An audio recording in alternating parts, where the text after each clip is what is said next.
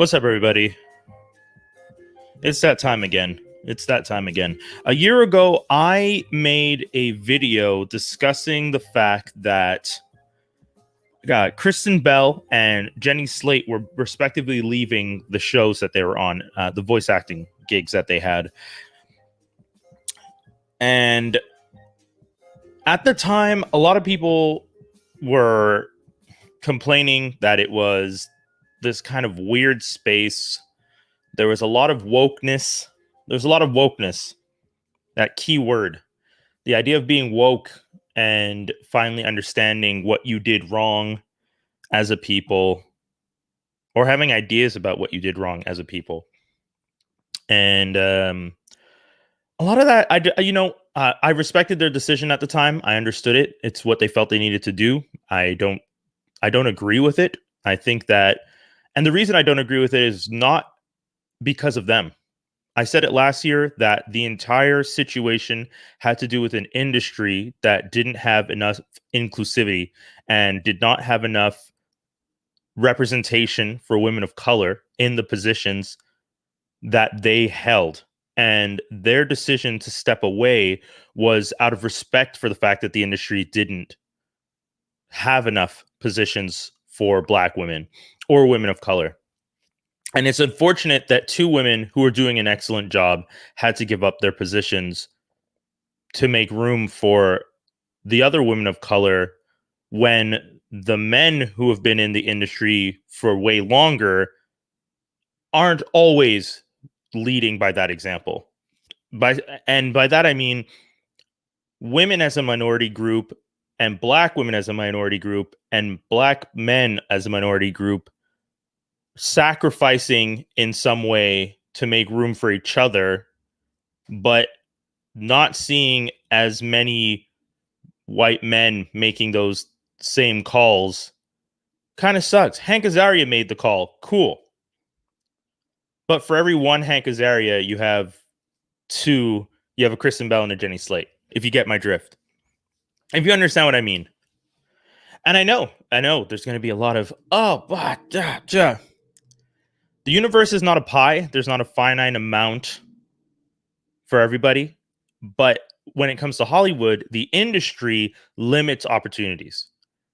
And what happens when it limits opportunities is people start to get upset when the opportunities that normally used to go to them are now being limited because previously other people of the same demographic got all those opportunities. So now when it's their turn, and they're being told, well, because 50 people that looked like you got this chance, we're going to give it to someone else this time and not necessarily you.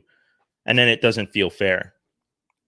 But it wasn't fair that the 50 spots before were being held by people that look like you.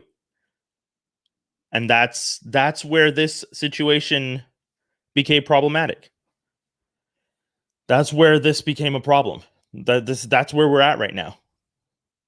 You know, Jenny Slate left Big Mouth because she didn't feel comfortable continuing to do the voice of the Black teenage character. And they replaced her, and someone else is going to do that voice moving forward. And I'm sure that person's going to do great. And I'm excited to see what they do with that character. It's just unfortunate that Jenny had to leave because Jenny was doing a good job. And when it comes to voice acting, I personally don't think that your race should matter unless it starts to become this kind of stereotypical thing, in which case I also wouldn't want that anyways. I don't want, if you're going to write a Black character to be a stereotypical Black character, I guess it's better to have a Black voice actor do it. I'd rather you don't have a stereotypical Black character. That's me. Alison Brie doing the character on BoJack Horseman, Nguyen, that was fine. She's an Asian American, and her voice was just English. There's no accent, and that's the thing. It's, Hank Azaria doing Apu was problematic because he was doing a racist accent. That was the problem. That's why people wanted Hank Azaria not to do it anymore. It wasn't because there wasn't enough opportunities. If they had asked any brown actors to do the voice and asked them to do that accent, that's still problematic. That's the issue, was the racist accent, not that a white person was doing this black voice. It was that a white person was doing a racist voice. That's the problem. Jenny Slate and Kristen Bell weren't doing racist caricatures. Them stepping down had to do with an industry that hasn't given opportunities to black women and women of color, hasn't given enough opportunities to black women of color. So they had to step down. They had to sacrifice. And you know, I say sacrifice in the sense that these women had to give up positions. They're fine. They did it because they could. That's the other thing. That's the other position that they were in. They were in a position where they could afford to do this. It was no skin off their back. They were cool. They were going to be able to do it. They were going to be able to move forward, and other opportunities were going to be open, because now we're saying, okay, well, we need to give those characters black voices. And then we get into this. It was announced recently that Issa Rae is going to be joining Spider-Man Into the Spider-Verse 2. And she's going to be doing the voice of Jessica Drew. And for a lot of people who don't know who Jessica Drew is a white woman in the comic book. Canonically, she's a white character. Currently. Similar to how they had Batgirl be a black woman in the Lego Batman movie and changed it over. This is an animated film, and you can make the animated character anything you want. Any race you would like. I don't know if they're going to change Jessica Drew to be black to match with Issa Rae's voice. I actually hope they don't, because I want Issa Rae to do the voice of Jessica Drew. Because guess what? Issa Rae is doing a voice. She's just doing a voice. The character's skin tone on the screen is not representative of... It's not the basis of who that character is. And that's the difference, I guess. That's one of the things that when I watched Kristen Bell heard Kristen Bell and Jenny Slate doing their characters on those shows, a lot of the time, I guess the idea was, if they haven't experienced the black experience, can they bring power to the voice of the black experience? And I guess some people probably might not think so. Again, I think they could have, and I think they did as relatively well. And I think Issa Rae is going to do an amazing job as Jessica Drew. Issa Rae is a fantastic actress. She is great. She brings such amazing power to all her performances. If you guys haven't watched her on anything, if you haven't watched her on a black lady sketch comedy show, if you haven't watched her on Insecure, if you haven't seen her in what's the movie with the girl from Blackish? I'm so sorry, Glow. The way she glows and is just a fantastic actress, then you're missing out. And what she's going to bring to this character is going to be amazing. But there are already people online complaining about the fact that Issa Rae is black and that this character is white. And they're already comparing it to the fact that Jenny and Kristen had to step down. And what happened to all this idea of like voices being voiced by the race characters and their race being voiced by people of the same race. And that's where it all falls apart, because the thing most of us aren't addressing or talking about in this whole situation is that an industry that has predominantly been male and white, and you can do the research. I'm not making stuff up. I'm not rewriting history. It's there. These are just facts. I'm not sure how anyone can be upset with the fact, but these are just facts. You can look up on IMDb. You can look up on Behind the Voice. You can look it up and you can see all the characters that you want, all the most popular animated series, and you can see who the most popular voice actors have been, and you can see that most of the voice actors have been white men, and that's just the industry as it was back then. And we've now reached a point where the industry is saying, well, we shouldn't have done that. We limited ourselves for a long time by only having, hey, there's this white guy from Boston who's really good at doing these accents. Here's a list of all the accents he can do. What if you just got a black guy from New York to do a black New York character? Or hell, you can have the white guy from Boston do it, but do you have any black guys from New York doing like white Bostonian characters? Or, you know what I mean? Like, if there was this industry balance the whole way through, no one would really care. It wouldn't have been an industry issue, but there wasn't balance. And that's the thing. There wasn't balance. There was never balance before. People were not given the opportunities before. The industry was saturated by one type of voice, and now we're at a point where that's not the norm anymore. It should have never been the norm, and I think it's unfortunate that it was. I think an industry that was based on that history was problematic, and it still is problematic. And anyone who's out there arguing that Issa Rae shouldn't be allowed to do the voice of Jessica Drew because Issa Rae is black and Jessica Drew is white, you're wrong. That doesn't make sense. And to anyone who said that, Kristen Bell and Jenny Slate shouldn't have been able to do the voices of those characters, that was probably wrong too. You know which one we should have been complaining about and we did complain about and actually change? Hank Azaria doing a racist Apu. That's it. That was the bar. Even the voice of Cleveland, I sometimes think I didn't love it, but Cleveland wasn't being voiced as this stereotypical, like, really crass old idea of what a black man sounds like. He was just Cleveland. He was just, this is how Cleveland sounded, and that was just it. And I think that, to me, it was never an issue. But that's the thing. I'm talking for myself. One of the main things that I've said when I've discussed this before with friends is that I'm black, but I grew up in Canada. I have a very different relationship with the plight of being a black person in North America. I don't have the same interactions or the same understanding as my family members to the South. They have faced racism in very different ways.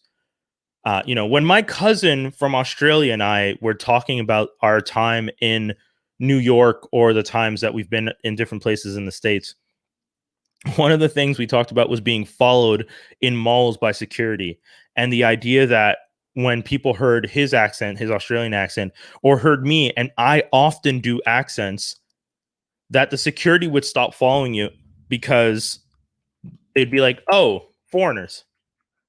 They're black, but they're foreigners. Like, my cousin is Australian and he had an Australian accent, so he was a black Australian, and they would be like, oh, yeah, that's not a problem. This person is not going to steal, or and that, so I understand being black and American and being like, yeah, I can empathize with the idea that there are huge problems, and that's probably why when we have these discussions and when we look at these situations and when we try to explain to people that this is the box we live in, this is the world we've been forced to navigate, where we are profiled all the time, followed around by security, stopped, questioned, harassed by authoritative figures.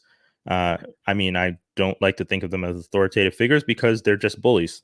And then when we try and make the point of, well, we're trying to tell you guys that we don't like when a white person does an imitation of our voice and is trying to sound street or trying to sound, like problematic issue with Cleveland. The guy who did the voice of Cleveland, fine, but he was also doing the voice of Rollo, who's the son.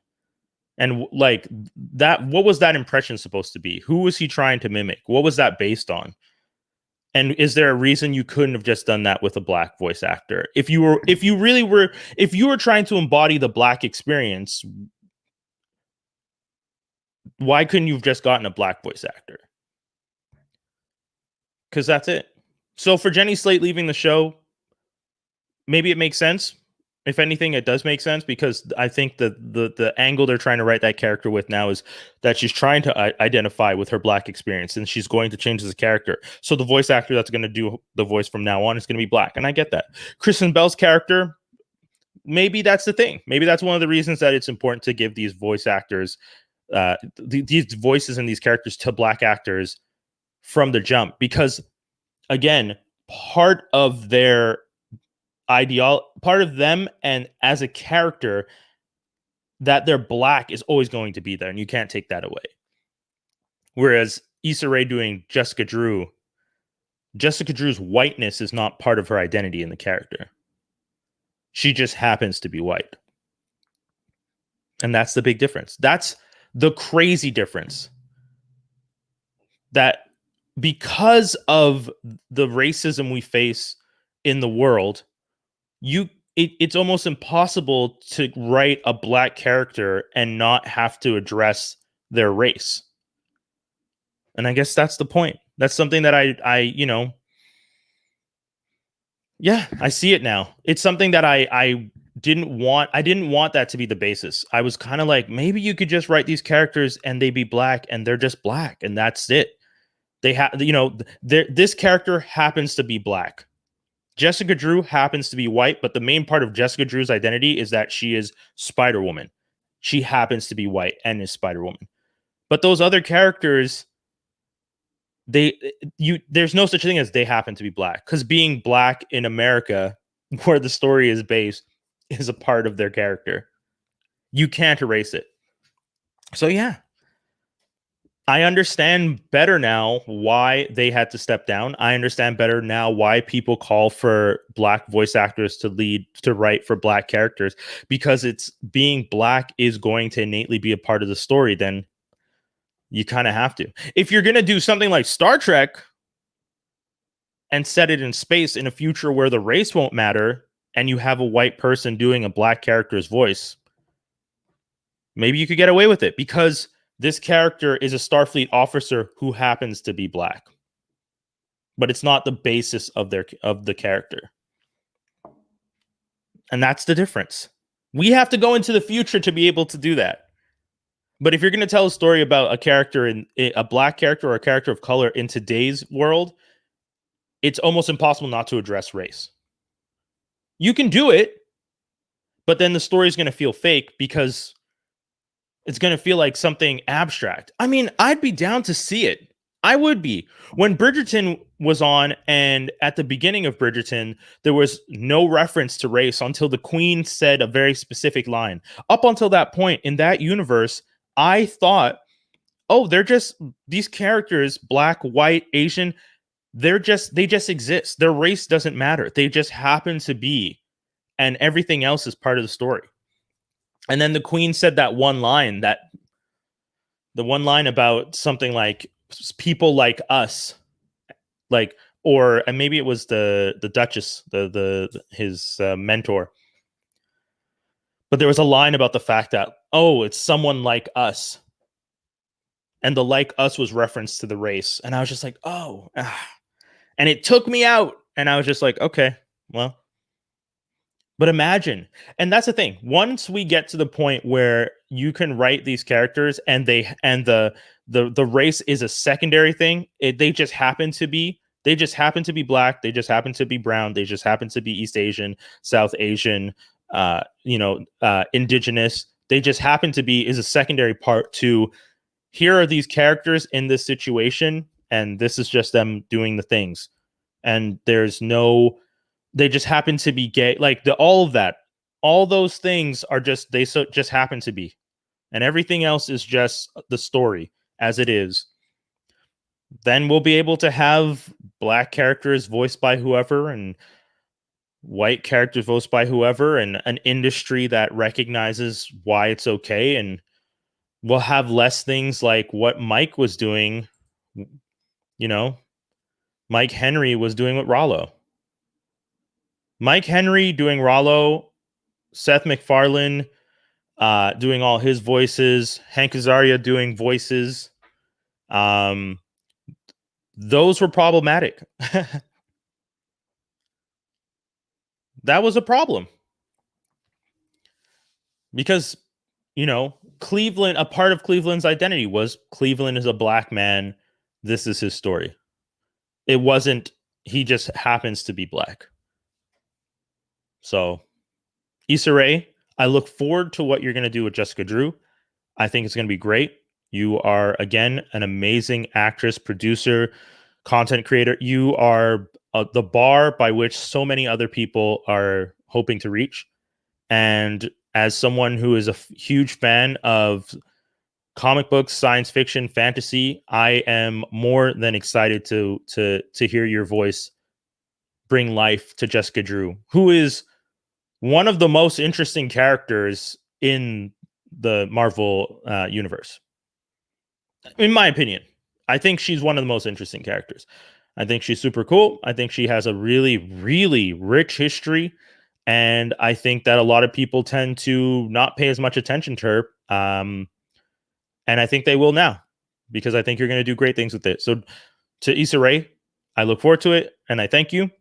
To the team behind Into the Spider-Verse 2, you guys are doing great work, and we look forward to it. The first film was amazing. The second one is probably going to be as good, if not better. And to everyone who's complained about voice actors and this whole industry and not able to understand it all, at the end of the day, ask yourself: is this character this and just happens to be?